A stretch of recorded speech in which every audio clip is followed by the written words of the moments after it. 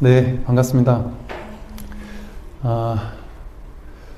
요즘에 이렇게 사실 시국이 좀 어수선하고 또 이제 거리두기 때문에 좀 할 수 있을까, 또 한 1년 가까이 우리가 좀 미루기도 했었고요.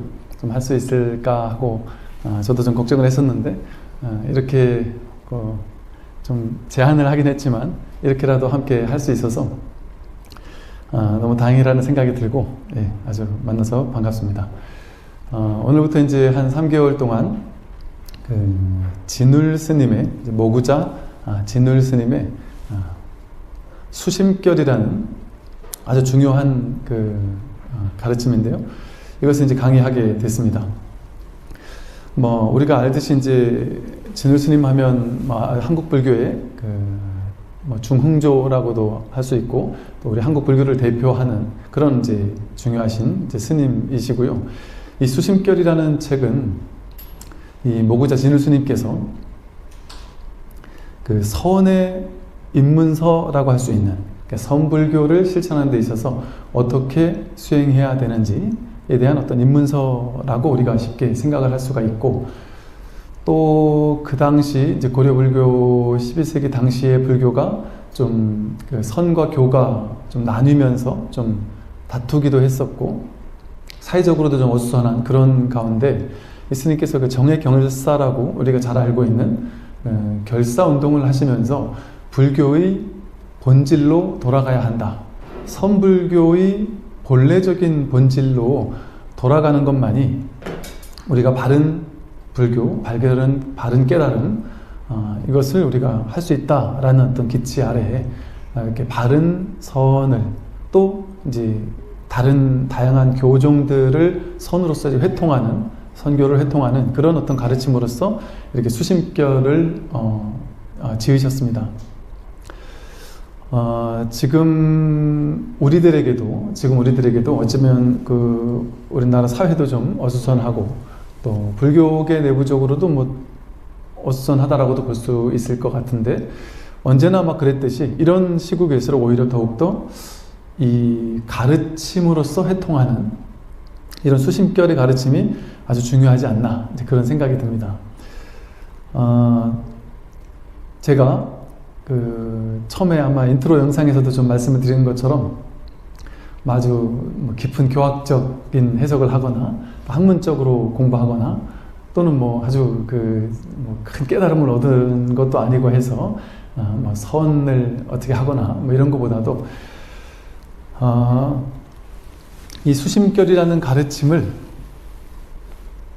우리 삶과 연결해서, 불교는 어찌 생각하면 우리는 선불교 하면 되게 어렵게 느끼잖아요. 그래서 선불교는 일반인들이 접하기 참 어려운 것이다 이렇게 생각하기도 쉽고, 불교도 상당히 많은 대장경을 다 공부해야 되지 않느냐 이렇게 좀 어렵게 생각하기 쉬운데, 불교 자체가 상당히 심플한 공부거든요. 우리들의 괴로움과 괴로움의 소멸, 괴로움을 어떻게 해결할 수 있을 것인가에 대한 아주 심플한 답입니다. 선불교도 마찬가지입니다. 전혀 어려운 것이 아니라 어찌 보면 너무 쉬워서 어렵다고 느낄 만한 그런 쉬운 가르침이 사실은 선불교입니다. 그래서 한번 이제 서설은 그렇게 길게 하지 않고요, 이제 바로 오늘 본문부터 조금씩 공부를 하도록 하겠습니다. 첫 번째 단락을 한번 먼저 읽어보겠습니다. 제가 제목을 한번 달아봤는데요. 괴로움에서 벗어나려면 부처를 구하라. 한번 제가 읽어보겠습니다. 삼계의 뜨거운 괴로움이 마치 불타는 집과 같은데 어찌 그대로 참고 머물면서 그 기나긴 고통을 달게 받고만 있는가? 윤회를 벗어나고자 한다면 부처를 구하는 것이 제일이다. 만약 부처를 구하고자 한다면 부처는 곧 이 마음일 뿐인데 어찌 이 마음을 먼 곳에서 찾고자 하는가? 삼계, 이 세상을 말하죠. 이제 우리가 알기로는 그냥 욕계, 색계, 무색계라고 이제 표현을 했어요. 또 이 욕계, 색계, 무색계라는 이 세상, 온 우주 전체, 이 존재가 살고 있는 곳을 욕계, 색계, 무색계라고 이렇게 나누어 본 것이죠. 이걸 삼계 육도라고도 해서 조금 더 또 다르게 나누면 육도윤회라고 하듯이 우리가 나고 늙고 병들고 죽고 인간이 죽고 나면 어떻게 되느냐? 육도를 윤회한다. 삼계 육도를 이렇게 오르락내리락 한다. 이렇게 이제 불교에서는 방편으로 이렇게 본 것이죠. 제가 이제 계속해서 방편이라는 말을 쓸 텐데 불교의 모든 경전과 모든 가르침은 전부 다 하나도 예외 없이 말로 표현된 모든 것은 전부 다 방편입니다. 그렇기 때문에 부처님께서 평생을 법문을 설하셨지만 나는 한 법도 설한 바가 없다라고 말씀하셨다라는 의미가 여기 있습니다. 한마디도 진실된 말은 없다는 것이죠. 이거는 절대 진실이라고 할 수 있는 그런 것은 없다는 겁니다. 전부 다 방편의 가르침이다. 어떤 방편이냐? 우리들이 묶여있는 사슬을 끊어내기 위한 방편.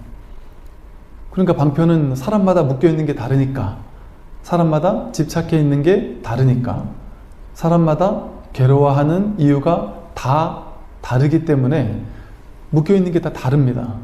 그러니까 사람마다 그 괴로움에서 벗어나는 길도 다 다를 수밖에 없는 것이죠. 그래서 팔만대장경이 있는 이유는 불교가 그렇게 복잡하기 때문에 팔만대장경이 있는 것이 아니라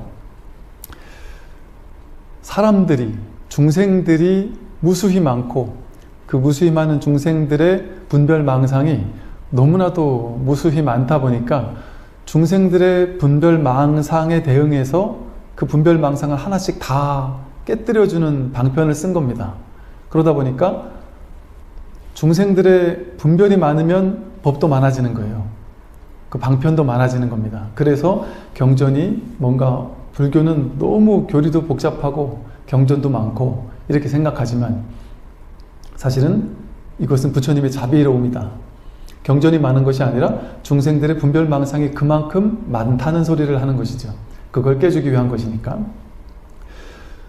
이 세상을 삼계, 육도라고 표현한단 말이죠. 그러면 우리는 바로 머리를 굴려서 어떻게 생각하냐면 세상은 욕계, 색계, 무색계라는 세 가지 어떤 단계의 세계가 있겠구나. 이 수직적으로 욕계 6천이 있고 하늘 세계가 있고 또 색계 28천이 있고 무색계 4천이 있겠구나. 그러면 그 각각의 천상 세계마다 어떤 신들이 살고 있을까? 나는 언제쯤 그 정도 단계까지 갈 수 있을까? 뭐 이런 식으로 상상의 나래를 펴기 시작합니다. 또 육도윤회를 한다고 하니까 나는 살면서 나쁜 짓도 많이 했고 착한 일도 했지만 하나하나 내가 어떤 일을 했는가를 곱씹어 보면서 나는 과연 이 육도 가운데 어디로 가게 될까 하면서 궁금해하기도 하고 또 연세가 이제 조금씩 드시면 드실수록 내가 죽고 나서 지옥에 가면 어쩌지? 내가 살아있으면서 잘못한 것도 많은데 죽고 나서 잘못된 곳으로 떠나면 어떨까? 가게 되면 어떡할까? 하는 두려움에 사로잡히기도 합니다. 또 많은 사람들이 의외로 이제 저한테 와서 물어보는 많은 사람들이 전부 다 그 죄의식을 밑바탕에 깔고 있다라는 사실을 저는 접하면서 상당히 놀랄 수 있었습니다.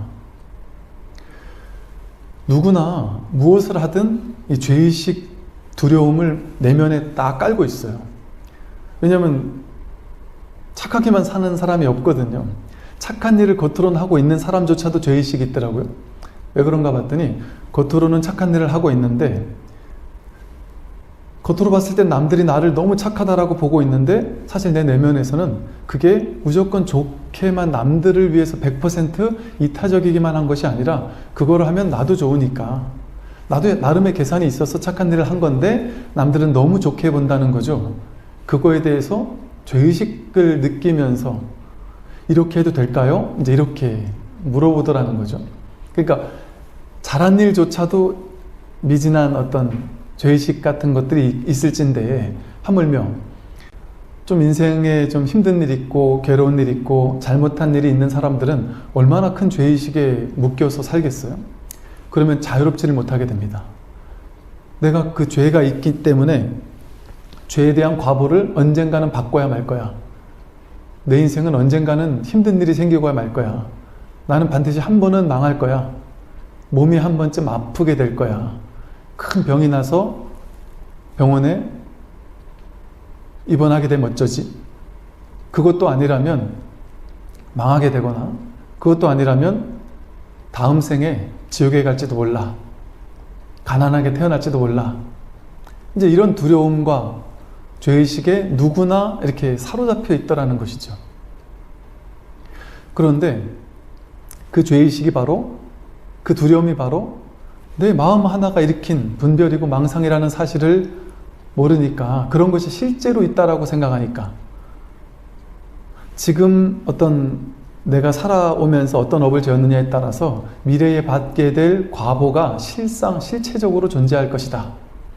이렇게 생각하니까, 여기 제가 3계 육도를 설명하면서 이런 얘기를 하게 된 이유는요, 3계가 실제로 있다, 육도가 실제로 있다, 이렇게 생각한단 말이죠. 이런 본문을 들으면. 그러니까 죽고 나서 지옥에 갈지 모른다. 내가, 나는 욕심이 많았으니까 죽고 나서 악귀 지옥에 갈 수도 있다. 내가 성내고 화내고 이런 걸 많이 했기 때문에 나는 아수라 지옥에 갈 수도 있어. 이런 식으로 생각을 하면서 상상의 나래를 펼칩니다. 그래서 진짜 3계와 6도가 이 온 우주 어딘가에는 있으리라, 이렇게 생각을 하면서, 뭐 지옥은 지구 저 밑에 있을지도 몰라.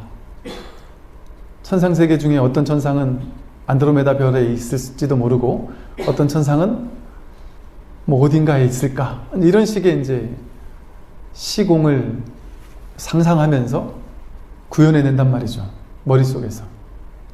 근데 부처님께서는 죽고 나서 어디로 갑니까? 죽고 나서 어떻게 됩니까? 이런 이제 형이상학적인 문제에 대해서 이렇다 저렇다라고 딱 부러지게 말씀을 하지 않으시고 침묵을 하셨습니다. 지금까지 인류 역사 속에서 무수히 많은 죽음에 대한 연구가 있지 않겠습니까?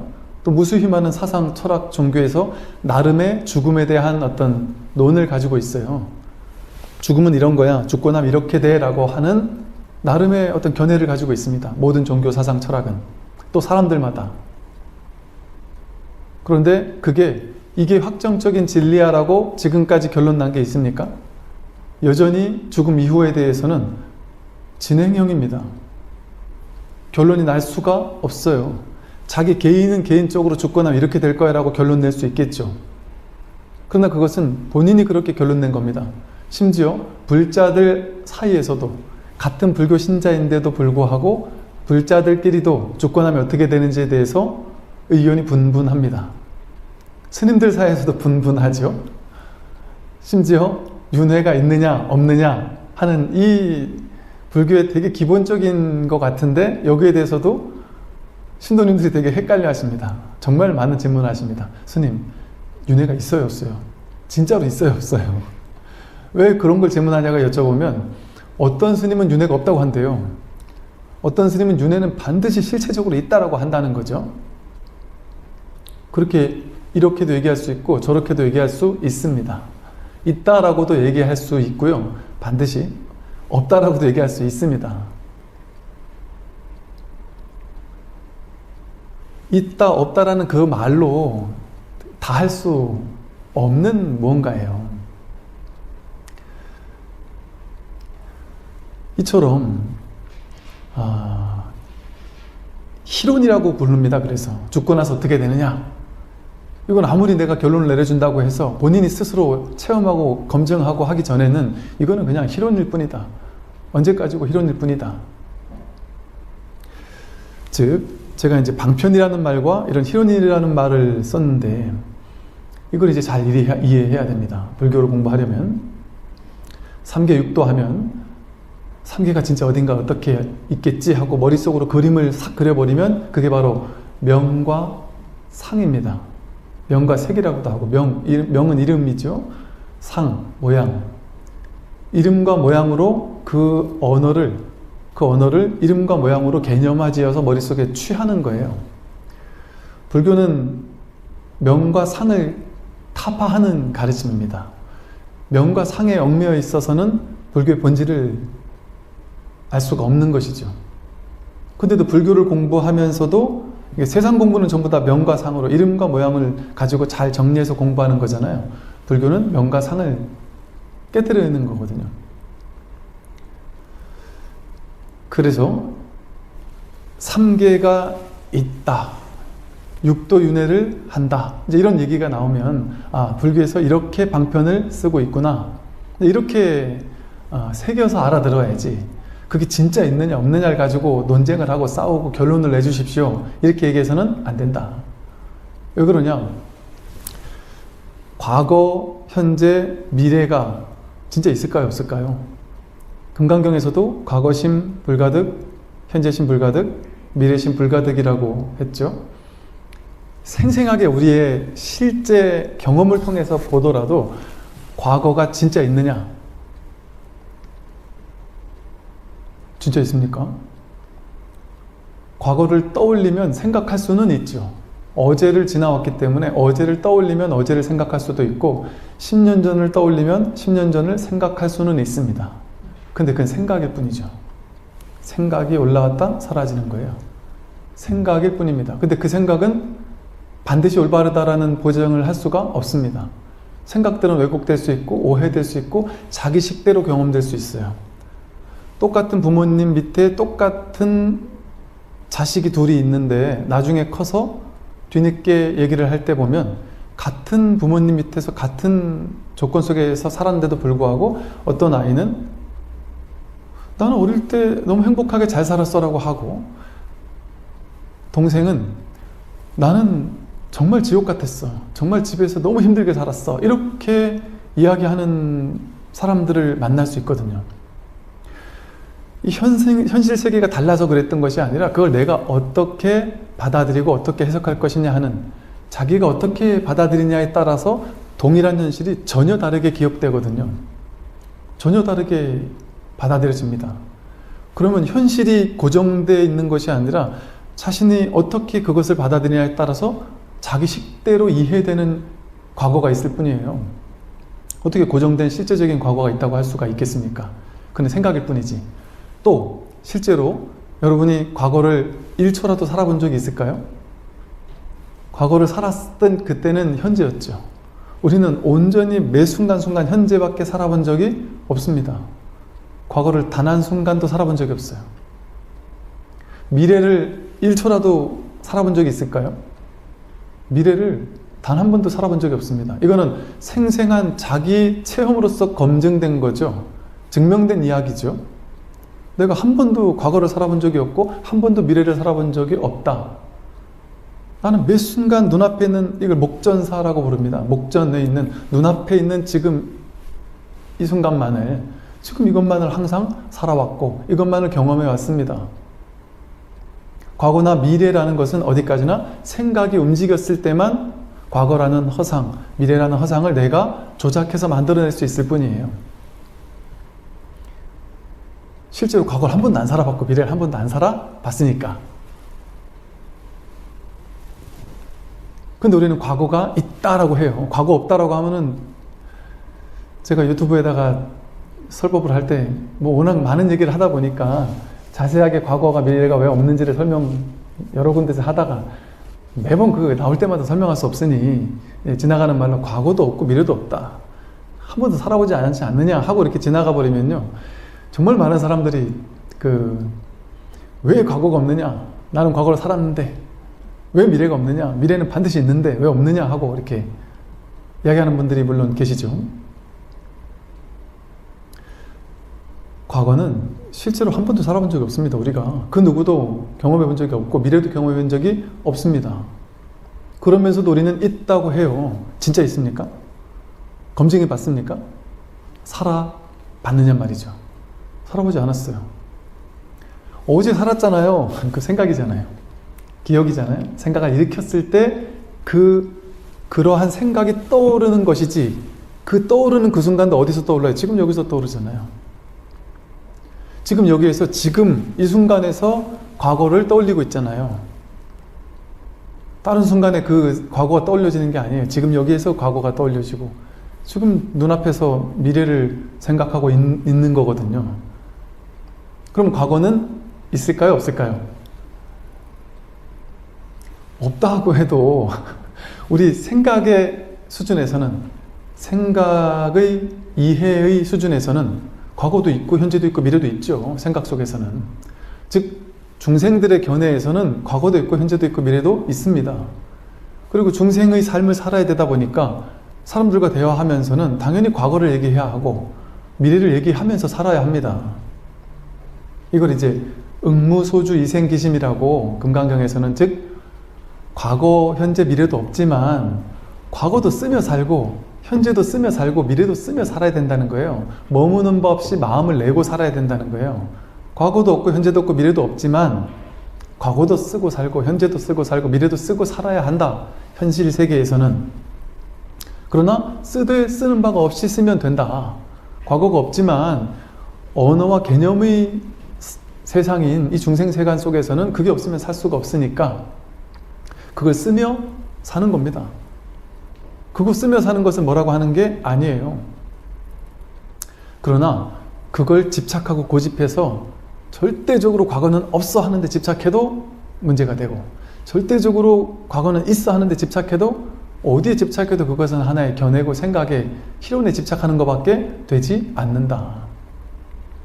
그러니까 조금 좀 알아듣기 쉽게 표현을 해본다면요, 본질에서는 과거, 현재, 미래가 없습니다. 시간이라는 게 따로 없죠. 근데 방편의 세계에서는, 중생의 세계에서는 과거도 있고 현재도 있고 미래도 있습니다. 그럼 과거가 없는데, 어제가 없는데 전생이 있습니까? 내일이 없는데 미래가, 다음 생이 있습니까? 윤회가 있습니까? 본질에서 본다면 윤회는 없죠. 근데 중생 세계는 다 있단 말이에요. 윤회도 있고 과거도 있고 미래도 있고. 그러니 있다고 해도 없다고 해도 명확하게 이게 정답이다, 이렇게 어떤 표현이 정확한 것이다 이렇게 얘기할 수가 없다. 그러니까 중도적으로 설명을 하죠. 있는 것도 아니고 없는 것도 아니다. 있지 않은 것도 아니고 없지 않는 것도 아니다. 이제 이런 식의 우리가 머리로는 이해할 수 없는 불교적인 논리 구조가 이래서 나오는 겁니다. 이것도 마찬가지예요. 3계 6도가 실제 있느냐 없느냐, 그걸 진짜 있다 없다라고 받아들이면 이제 중생의 머리로 이해하기 위해서는 방편으로 설명해야만 이 머리는 이해합니다. 생각의 구조 자체가 둘로 나누어야, 과거와 현재와 미래를 이렇게 딱 쪼개놔야 그 중에 어느 하나를 설명해야 머리는 이해하거든요. 머리가 이해하려면 반드시 둘로 나뉘어져 있어야 됩니다. 둘로, 셋으로, 넷으로 쪼개져 있어야만 이 머리는 이해를 해요. 그게 그래서 머리가 이해하는 방식을 분별심이라고 합니다. 나눌 분자, 구별할 별자, 나누어서 구별해서 이해하는 걸 식이라고 해요. 의식. 불교에서 말하는 식은 나누어서 아는 거예요. 나누어서. 그러니까 내가 안다 모른다 할 때는 어때요? 아는 주관인 내가 있고 알려지는 것이 있을 때 이렇게 둘로 쪼개져야만 내가 그것을 아는 게 가능해져요. 하나밖에 없는데 아는 게 가능합니까? 하나는 하나를 몰라요. 알 수가 없습니다. 자기는 눈을 볼 수 없죠. 눈을 가지고 딴 건 다 보지만 눈은 눈을 볼 수 없는 것처럼 자기는 자기를 볼 수 없어요. 안다라는 말을 하려면 벌써 그건 둘로 쪼개진 거예요. 분별의 세계입니다. 그러니까 불교에서 계속 분별심을 갖지 말아라, 분별하지 말아라, 둘로 쪼개지 마라. 불교는 불이법이다. 중도라는 것은 불이 중도다 라는 말을 하는 이유가 뭐겠습니까? 둘로 쪼개질 때는 그는 진리라고 할 수가 없기 때문이다. 그래서 둘로 셋으로 쪼개지는 것, 여기가 아닌 다른 곳, 이 시간이 아닌 다른 시간, 이런 것들을 얘기하는 것은 그야말로 방편으로 하는 말입니다. 그래서 3계가 진짜 있습니까? 없습니까? 방편으로는 다 있죠. 이렇게 방편으로 이렇게 설명하는 것이구나, 이렇게 이해를 해야지. 6도가 실제 있느냐? 그래서 불교에서는 6도를 이렇게 설명하죠. 처음에는 방편으로는 야, 지옥도 있고 죽고 나면 지옥, 악이, 축생, 인간, 수라, 천상 중에 어딘가에 간다. 너가 어떤 업을 지녔느냐에 따라서 간다. 이렇게 설명을 처음엔 해요. 그러다가 나중에는 이 육도는 무엇이냐? 하나의 상징이다. 무슨 상징이냐? 너가 마음을 어떻게 내느냐에 따라서 그 마음 따라 육도윤회 하는 것이다. 선악, 탐진치가 우리가 대표적으로 마음을 쓰는 분별의 세계거든요. 중생이 마음을 써서 일으키는 분별의 구조입니다. 착한 일을 하거나 나쁜 일을 하거나 이러잖아요. 착한 일을 많이 하면 착한 일을 많이 하는 그 마음이 곧장 천상세계다. 나쁜 일을 많이 하면, 악행을 많이 하고 삿된 일을 많이 하고 나쁜 짓을 많이 하면 그게 곧장 지옥이다. 그리고 중생은 내가 있다라는 허망한 착각을 일으키고, 나와 너를 둘로 나누는 허망한 착각이 내가 있다는 허망한 착각이죠. 둘로 나누는 불이법을 모르는, 그래서 분별이 시작되는 것이 착각이고 허망한 망상인데요. 그 망상에서 내가 있다라는 착각이 생기고 또 남이 있다라는 착각이 생겨서 거기에서 탐진치 삼독이 일어납니다. 분별에서 탐진치 삼독이 생겨요. 그래서 중생들이 탐진치 삼독심 때문에 중생이 되는데, 이 탐진치 삼독심 중에 탐심을 많이 일으키는 사람은 탐내고 욕심내면 그 사람이 바로 악귀다. 죽고 나서 아기지옥에 가는 것이 아니라 욕심에 가득 차가지고 그냥 욕심과 욕망과 집착에 막 표독스럽게 집착하고 있다. 그 사람의 마음이, 그 사람의 삶은 곧장 지금 이 세계가 곧장 악귀 지옥이 되는 것이다. 악귀는 내가 소화할 수 있는 건 바늘만큼, 목구멍은 바늘만한데 배는 숨이 산만큼 크다고 그러죠. 이 배를 채우려면 욕심은 배가 이렇게 크니까, 욕심은 이렇게 많은데 내가 소화시킬 수 있는 것은 바늘구멍만큼 밖에 소화를 못 시키는데 욕심만 많은 거죠. 그러니까 많은 걸 꾸게 입으로 넣으려고 하니까 막 불이 난다고 그러죠. 탐심의 불이 난다는 거죠. 그러니까 욕심 많으면 그 마음이 바로 악귀 지옥이다, 이 소리예요. 악귀가 따로 있다라는 것이 아니라 탐진심, 진심은 화내고 썩내는 거잖아요. 화내고 썩내는 것을 많이 하게 되면 곧장 내가 화를 일으킬 때 막 눈이 막 충혈되고 막 화가 나서 막 미칠 것 같고 이런 마음이 들 때, 그때가 바로 아수라 지옥이 바로 여기에 연기하는 것이죠. 마음에서 연기하는 겁니다. 지금 여기서 연기하는 거예요. 죽고 나서 가는 세계가 아니다. 치심은 내가 어리석게 살고 무지하게 살고 미혹하게 살게 되면 마치 개나 돼지나 짐승처럼 축생의 세계에 있는 존재들보다 더 못하게 살게 되니 그게 바로 축생이다. 이 선악 탐진치에 따라 지옥, 악귀, 축생, 수라, 천상을 간다. 근데 뭘 갑니까? 누가 갑니까? 지금 여기서 곧장 그게 펼쳐진단 말이에요. 한 마음 속에서 육도윤회가 확 펼쳐진단 말이죠. 그 인간계는 그래서 이 여섯 육도윤회 세계가 인간계는 다 구족되어 있다고 하죠. 그래서 그것을 이런 말로 방편으로 쓰는 겁니다. 인간계만이 업을 지을 수 있다. 다른 오도는 업을 받는 곳이다. 또 인간계에서만이 수행을 통해서 깨달아 부처가 될 수 있다. 이런 표현을 씁니다. 그러니까 역시 인간만이 대단하구나, 나머지는 막 별로구나 이렇게 생각할 게 아니라, 그 말이 뭐겠어요? 인간계 속에 그 육도윤회가, 눈앞에 목전에 육도윤회가 고스란히 있어요. 자기 마음속에. 자기 마음속에 지옥도 있고 악귀도 있고 축생도 있고 자기 마음에서 연기합니다. 확실히.